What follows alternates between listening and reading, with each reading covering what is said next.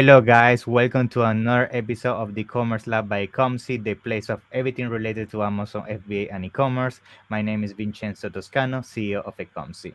Today, we bring you another special guest. His name is Premkumar Anand, and he's the CEO and founder of eRetail Fest, which actually organizes great events in a yearly basis here in UK, which I have been. They are very good and I recommend them. And he's also the CEO and founder of ecomaz, which is a company that helps you with everything that has to do with automatization for your e-commerce business. Today's business topic is going to be around how to help you start an e-commerce business with a tight budget, and then we're also going to divert the conversation around how to automate your e-commerce in terms of operations. Now, without any further delay, let me introduce you. How you doing today? Hey, Vincenzo, thank you. Thanks for having me here. It's you're doing a great job with the e-commerce lab and with Ecomcy. It was great meeting you at eRetail Fest as well. Thank you so much for having me here. And No hi problem. everyone. Hi everyone too. Yeah, thank you. I Yeah. appreciate that. I mean, it's a pleasure to have you here. I think I met you for the first time, and just as you mentioned, at the event here in London. I think it was amazing. All the speakers you brought together. I think here in UK specifically, we don't have a lot of events that has to do with Amazon and e-commerce. Yeah, So I that's think true. that was very well received among the community. So I want you to thank you for that. Great. So now, before we get started into today's topic, of course, I want to give you the chance to introduce yourself in terms of how you got started into the e-commerce space, and then, of course, how that gave you the opportunity to start the companies I just mentioned at the beginning. Sure, sure. I'll go back in time really. Got it. I think it is 2012 is when me and my wife started looking at different e-commerce options. She was looking for a job, but she was finding the right job for her. She doesn't want to do the regular shop jobs or anything. She was a businesswoman back in India, and she wanted to do business here. And that's when we started looking at different e-commerce options. We looked at eBay, and we started selling like clothings on eBay. And in fact, we had been doing a little bit of retail arbitrage on eBay for some time. And in fact, buying stuff from TK Maxx in Yeah, bulk and selling it it's like there. the Walmart here in UK. Exactly. So that's the one which got us into the world of e-commerce, and that's where we trained ourselves into how we can do e-commerce. From the basic rules of that particular world. That's where we started, and I think in 2012 itself we gave up in between because it was retail arbitrage, not much happening Yeah, there. It's not a stable income. We gave up at a point where we tried to find what is a UPC code for Amazon. yeah, As silly as that, we didn't have any network by then here in the UK. We moved away from India. We didn't have any network here in the UK. What happened is we gave up totally on e-commerce. If we had known what's a UPC code, and if we had gone into Amazon with our private label business itself, yeah. it's like 10 years of experience. Rather than that, we wasted 5 years. Fast forward to 2017, there was some dead stock. It's like the birthday balloons, which we bought long back in 2012. Yeah, We had like 300 of those pieces. I We see. kept it. We kept it at our backyard. I was listening to a podcast like yours, and the guy was talking about all about Amazon, and I said, "Okay, fine, I'm going to try this now." I went out and did some networking, and I learned a big deal about the UPC, which is not a big deal Yeah. by then. We got the UPC codes listed, and that's how we started our private label business altogether. So that's the background of our business. Apart from that, I was working for 𝐃𝐎𝐍'𝐓 on their phone Mm, sales channels on the technical side. okay. So that's another angle for e-commerce for me because it's a big business, and Yeah, I was able to see it from the technical side, but having a taste for how the e-commerce managers are managing the channel. Yeah, so that's great. that's my background with e-commerce, and what we started with a dead stock with 150 pounds for the advertisement in 2017. Last year and 2021, we had an overall sales between different channels about 400k. So we don't have credits. We haven't gone to any investors. It's just Hmm. the money that we invested into the business, probably 10K throughout 2022. Sorry, not throughout 2022, but throughout Yeah, 2018, we invested just 12K, 10 to 12K roughly. That's pretty much it. And it was all rolled into what's the sales revenue today.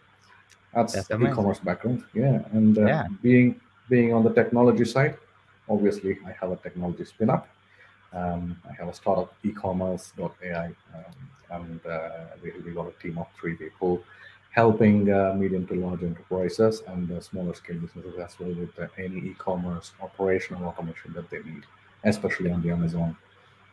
Yeah, so that's great. That's great. Yeah, I mean, first of all, I want to congratulate you for your journey. I mean, you have really been starting from very small, and now you're here with already two companies, helping now other companies, and I think that's amazing. I think in the e-commerce space, that's usually most of the stories you find out there. Especially also my case, we start with is struggling, try to sell those products on Amazon or different channels. Then we discover the magic of trying to sell something on an internet without touching the product. Then we love the process, and then eventually we decide to provide this support and services to our people, which is at the end of the day also a great journey to pursue. So yeah, I mean, thank you for sharing that. I appreciate it. So now I know you have extensive experience. I mean, of course, based on your story, I'm pretty sure that one of the number one struggle for you was the budget, right? Which I bet is the number one issue for most e-commerce sellers that they want to pursue this business.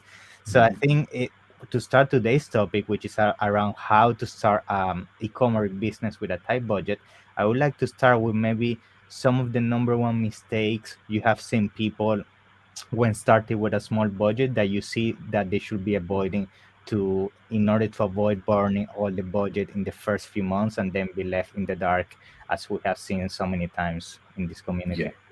Sure, sure. Yeah, so when I started my business in 2017, it's, the version two of my business. Yeah. The first thing I did along with that is start a community like yours, not to spin off a business of the community, but to actually learn from being in the center of the community. I'm an Yeah. introvert. I don't go out and talk to people, but putting myself into the center of a community allowed me to learn a lot Yeah. because information was coming into me. So That's correct. this community gave me quite a lot of quite a lot of contact points and a lot of sellers who are beginners because I was arranging meetings every month and they are free, right? That's People great. come through the door. When it is free, anyone who is curious comes through the Yeah. door, or anyone who has started just recently comes through the door. So I was looking at people who started 2 years ago and doing nothing, all the way to people who are doing 10 million pounds in sales. So I had a big range of experience looking into what's going wrong here and what's going so good here. Yeah. Right. So when I saw the people on the other side where they have started but either burnt out their budget or they haven't started at all, but they have Hmm. been doing product research for 2 years as well. So when it comes to budget, the main mistake that people do is going full on into the business straight away without Mhm. understanding how Yeah. much learning they need to do in the initial days. That's For correct. example, an NHS nurse, for example, yeah, she got into the e-commerce business thinking she can escape her full-time job going Hmm. into an e-commerce business. Yeah. But thing is, she didn't think about how much learning she needed to do, and she had like 10,000 in budget.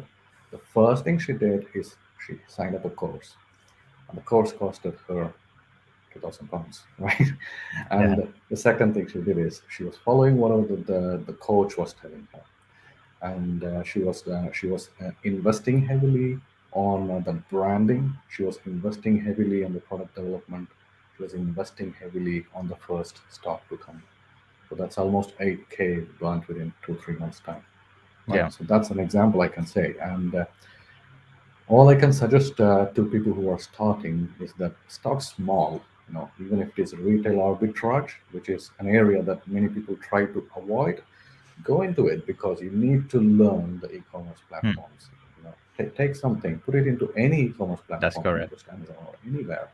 Try to learn. the ropes really slowly. When I started with the dead stock, which was worth 300 pounds, but still it was Yeah, a dead stock. I didn't even invest on anything. I took it. The sale price of that product is £5, right? Just £5, yeah, and the amount that I had to invest was just on the PPC, 150 pounds probably. It was in yeah, November, December in 2017. Right? So I invested just that bit and started. And I tried to learn how I can enlist the product, how I can run the PPC, what can go wrong on my PPC settings, and to even bring up a listing, I need a number of things like the images, the titles, etc. So if I need to prepare the images, I do not have the skills to prepare the images. yeah. How am I going to get the images? Is it a freelancer or is it a photographer? Hmm. There's a lot of dynamics going into just getting it from zero to one sale, and Yes, that learning has to be done in a very safe scope rather than yes. a full-blown scope of number of thousands invested, Yeah. and fingers crossed, hope it works. Yeah, yeah. hope hope I is not the mean, best strategy at all. yeah, I totally agree with you. I mean, you touch on something that I always like to bring it to our audience, which is starting with online arbitrage or even going to physical store, just like you mentioned, Ticketmaster Yeah, in UK. I think, yeah, of course, it's not business model that's gonna make you tons of money, but the purpose here is to use it as a learning mechanism, so you can exactly. understand, as you mentioned, what is a UPC code, how to list a Mm, product in Amazon, yeah, how to get maybe approved for certain categories, how the Amazon Search Central platform looks like, what is exactly. PPC. Because I think what happens a lot of the times that people say, okay, I have 5, 10,000 K, they put everything, let's say, on inventory or images, and then they forget about it. They didn't even understand how to launch a product. They don't know what is PPC. They don't understand all the other miscellaneous costs that usually arises from having an Amazon business. And I Mhm. think that's where the issue usually happens, because people have believed that as soon as the inventory touches Amazon, money is gonna start coming in. Yeah. But we all know It's not that. that's It's not not the that. case. No. Usually, No. it's in the second or third shipment. Usually, the Yeah. first shipment is just to get exposure and build your listing. So I think it's great that you mentioned those points for sure. Yeah. Yeah, yeah. So that was the first product, and the second product which we launched was something to do with stationery specific to a particular niche. Yeah, Okay. that's where we started. And even when we did that, we didn't source it from China all the way. We Mm-hmm. sourced it from local with a wholesaler. We That's took good. it, rebranded it. Even the rebranding happened within my garage. I took Okay. labels and That's good.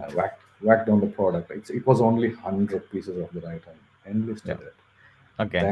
Then I got to see myself whether I can sell that one product, the second product, if I can Yeah. sell it, and what's the scale of the sales, Yeah. and whether I can expand further into it. Once I knew that it was definitely working, not just the product, but me as well. As a person, can I Yeah. sell this product? It's a marriage, right? The product and the person is a marriage, and you have to test that. You have to test Yeah. that relation in the market. Yeah, That's that's great. that's the that's the major mistake that people do. Yeah. I indeed invested close to 10K throughout 2018, right? Yeah. But it was trickled into the business slowly over 8 to 12 months. Okay. That's correct. And when I say slowly trickling, if I invest £1,000 and that £1,000 has already been tested with the £200, That's right? correct. Yeah. Yeah. So I think, that's how I went on. yeah, I think that's actually gonna come to my next question, which is gonna be around the budget that we usually advise. I mean, I understand that the topic today is around how to handle a business with a small budget, but realistically, there's actually a limit on how small that budget it must be. Mhm. So I wanted to ask you your opinion on this, based on your experience and seeing how the PPC is going to the roof in most categories. Competition is becoming severe, especially with all these aggregators coming to the space with millions of dollars, so they can pay $10 per click and they don't care. So I think is what do you advise right now to be on a Mhm. safe, yeah, on a safe boat in terms of embarking on this journey to have on your hand in terms of launching a product right now? Yeah, so that's multiple questions. I can see 5 to 10 questions within that one question Yeah. there. Uh, All right, fine. So if you ask me what's the budget, right? Yeah, I would the budget. say no. Yeah, The budget, I would say anywhere between 8K to 12K is what you yes, need, which is disposable. When I that's say correct. disposable, is the money that you're ready to lose right now. That's Right? correct. It's Yeah, an investment basically. it's an investment. Yeah. It's something you're putting extra to see if it works. Yeah. Yeah, exactly. But I'm not saying you're going to invest all that money right on day one. Like I said, trickle that Number into the one business. mistake. Yeah. Yes, yes. So Yeah. trickle that into the business. And many people go down the route of patenting and IPs Yeah. in a very initial stage. Of course, you need to protect your brand, your product, but do you know of the water balloons? One of the products, which is Zuru's water balloons, right? Yeah. They have a patent, and they chase people definitely. But still, there are many of those products available in the market Hmm. which are not their own branded products, or That's no, correct. it violates their design for very sure, Yes. right? Yeah. IPs and patents are kind of a myth, to Yeah. be honest. Yeah. Unless you're a corporate who can go Hmm. behind people and sue them. So 8K to 12K is the budget that you start with, and trickle that in slowly into the business. And what else did you ask it? Yeah. Mhm.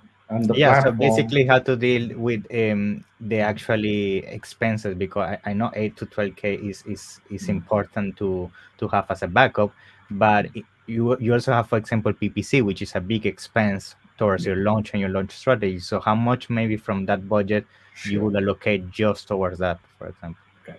Yeah, so let's take two different examples here. So one person, who wants to start an e-commerce business, who does not have a clear idea about what they're going to sell. They are not a Mm. subject matter expert on a specific industry.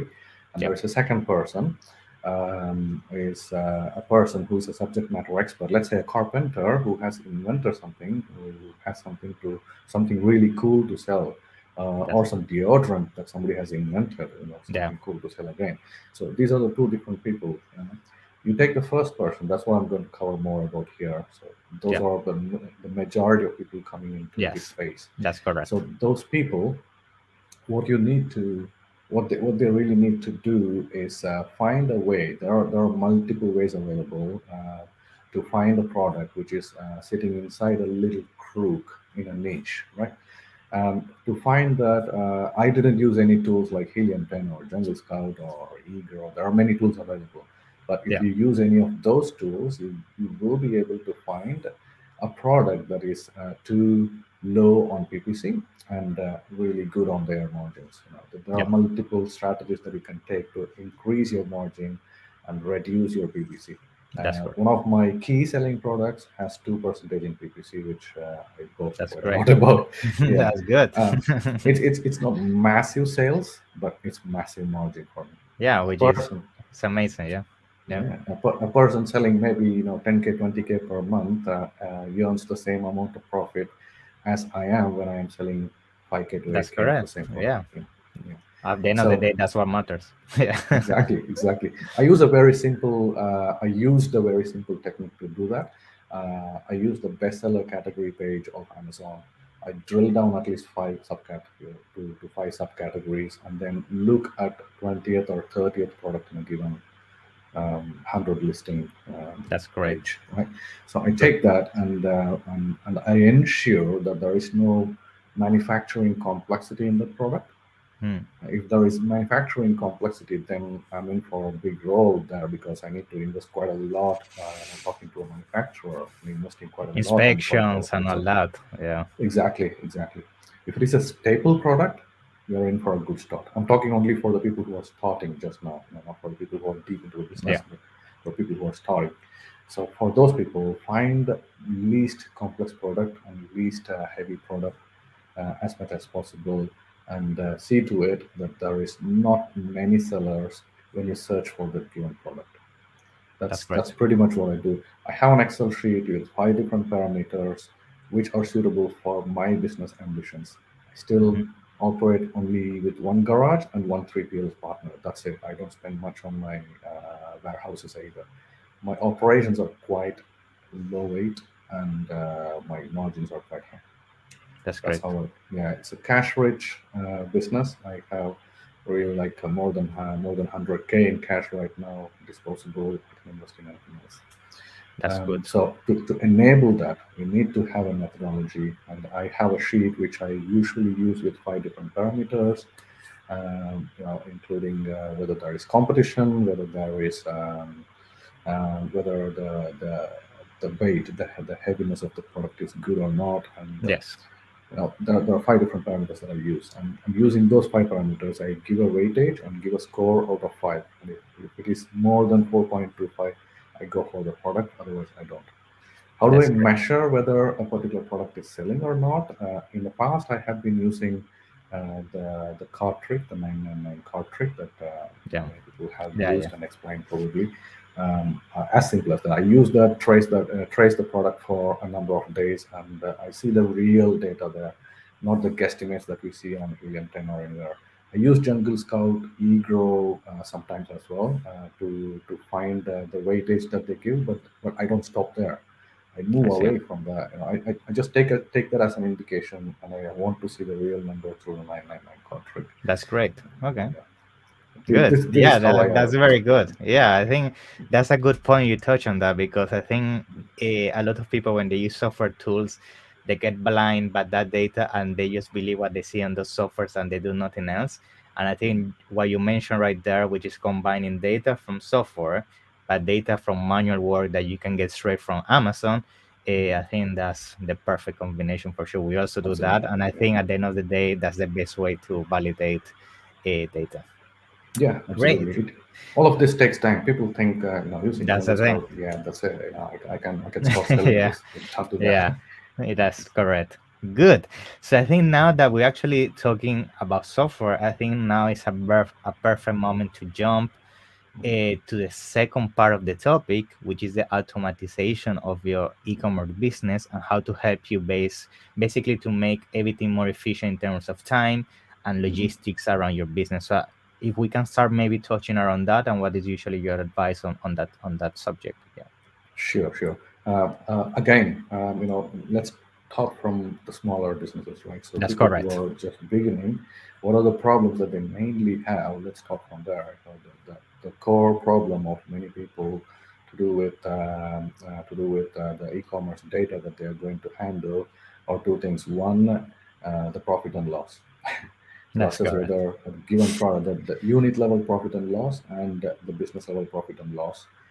This is one area, and the other area is bookkeeping and accounting. People think quite late into their business about bookkeeping and accounting, right?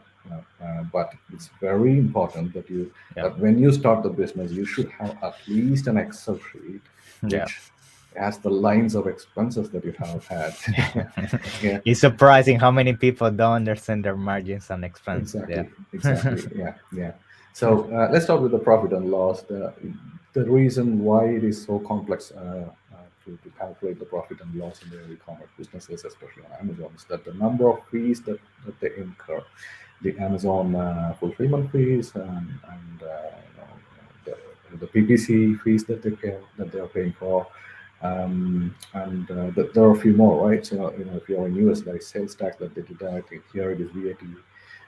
So all these fees, you won't be able to visualize yourself, even if you are using a Mm, very sophisticated Excel sheet and yeah, downloading CSVs from Amazon, trying to do that. This, it's crazy. Yeah. it's difficult. It's crazy. Yeah. Yeah. So it's not easy. And why is it important to learn about the profit or loss of a given product? Is you're investing like if you are going by the trickling method where you invest smaller, you need to see how much profit this particular product is going to give you in the long run. So if you That's don't correct. have that idea, then the experiment that you're doing is invalid completely. So if you don't have a clear idea, let's say 500 pounds is spent on something, barring all the minimum order issues, etc. Let's say you are seeing a 10% profit and going ahead and investing 50,000 into it, and then suddenly you're seeing a loss. That's not a good place to be in. But to Yes. understand that, use some software. What I use is I used Helium 10 in the past. It got a bit costly for me over time. Okay. because I found other alternatives like seller board, right? Seller I board is see. quite good. It's Yeah. not costly, but still gives you a very clear indication of how much profit or loss I'm making in a given product. I have launched close to 30, 35 products until now from 2017. That's great. And I have dropped 15 products. And I am proud to say that I dropped it because they made a loss, and Yeah. I That's tried good. enough, like for 1 year. I'm able to say that only using software. If you do not have an automation in your flow of work, then Yeah. you lose the big deal there. Yeah. So that's one area. And what's the business level profit and loss? The business level profit and loss is other expenses you may have outside of profit and loss for a given product unit, right? Yeah. So when you look at the business as a whole thing, you will be spending on things like you buy a laptop or you buy probably a phone or you go to a conference, pay to the conference. There's a lot of other expenses along with running a business, and you have to key all those into at least an Excel sheet to Hmm. see whether your business is making profit or not. The Yes. other core expense that people incur are the photos taken for the product, enlisting, using a freelancer, or using an agency to touch the PPC, right? If you don't account all of that, then what can you assess about your business, right? Yeah. So Yeah. we need to keep with that. Yeah, so that's the second thing. And what's the last thing that I talked about? The last thing I talked about is what's that? The Probably that's last it. thing, I think we touched already on dealing with The your expense, bookkeeping, yeah. the bookkeeping. Yeah. The That. bookkeeping. So the Yeah. That's bookkeeping correct. for that I use I was using A2X in the past, and Yes. currently I'm using Link My Books. Link My Books is quite cool in terms of bringing your Amazon statement and Etsy statement. I have an Etsy shop as well.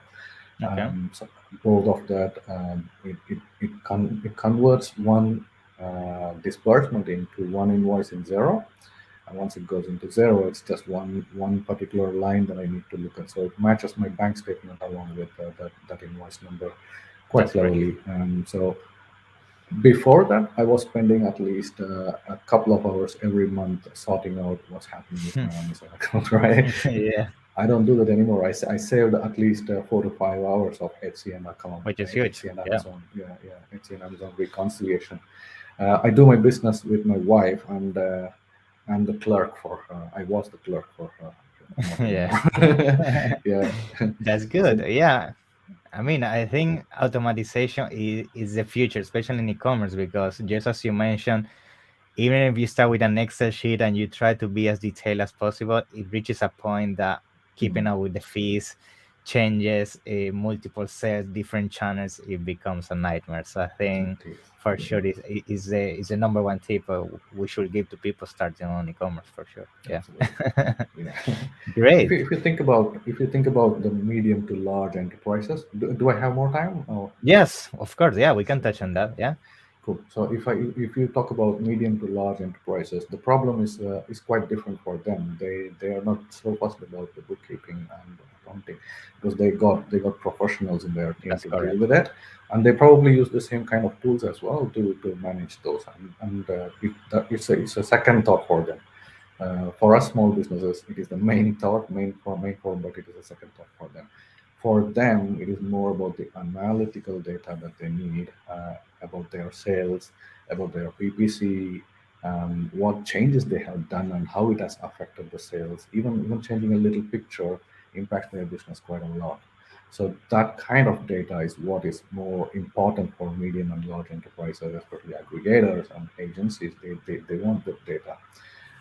Even though there are many tools available, for example, you can take Metrics, Hmm. which is an ad optimization tool, Perpetua, which is an ad Yes. optimization tool. So there are many tools that can help them, but it is all fragmented It's not here, in and one here. place. Yeah. It's not Yeah. in one place. People do use it. They find use for it, and it is all very important tools to have in their workflow.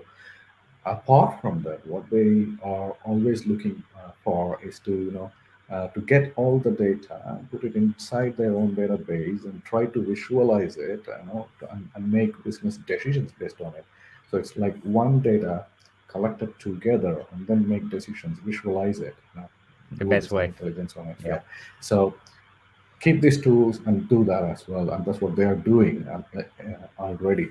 But to collect the data and putting it into a place, they usually play around with CSV files. Yeah. So they, download Excel sheets, put it into one Which is place, it's a process it. nightmare. It's a A nightmare. nightmare, Yeah. yeah. One agency told me they spend like 2-3 hours with the whole team downloading the CSVs for all their Yeah. client accounts on a Monday I feel morning. that. Yeah. I feel that. Yeah. Yeah, yeah, yeah. Yeah. Right. For So sure. Yeah.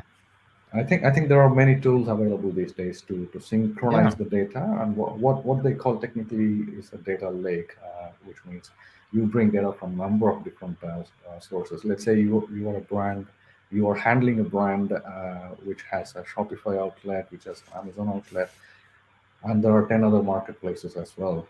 So if we need to get all of that, you need to have a whole band of integrations that's needed to get all the data into one place and for you to visualize all orders in a holistic view. And I think that's where softwares like Channel Advisor can help. Mm-hmm. And there are, I think there is a channel bridge as well, I guess. So there are many tools available to bring it up. Another thing that I can think about is Fivetran. Yeah. So that does that as well. But I don't think it does Amazon, but anything else Yeah. does it. Yeah, so that's where we are helping the agencies and That's great. aggregators to bring data from a number of different sources That's and put it amazing. into their data lake. Yeah, yeah. I think especially these days, as you just mentioned, the aggregators. I bet that using these tools is number one priority, because if you don't see the data at a granular level in just one page, Mm, you can't really value a business and make purchase decisions. I think that's exactly. gonna be definitely big in the coming years. Yeah.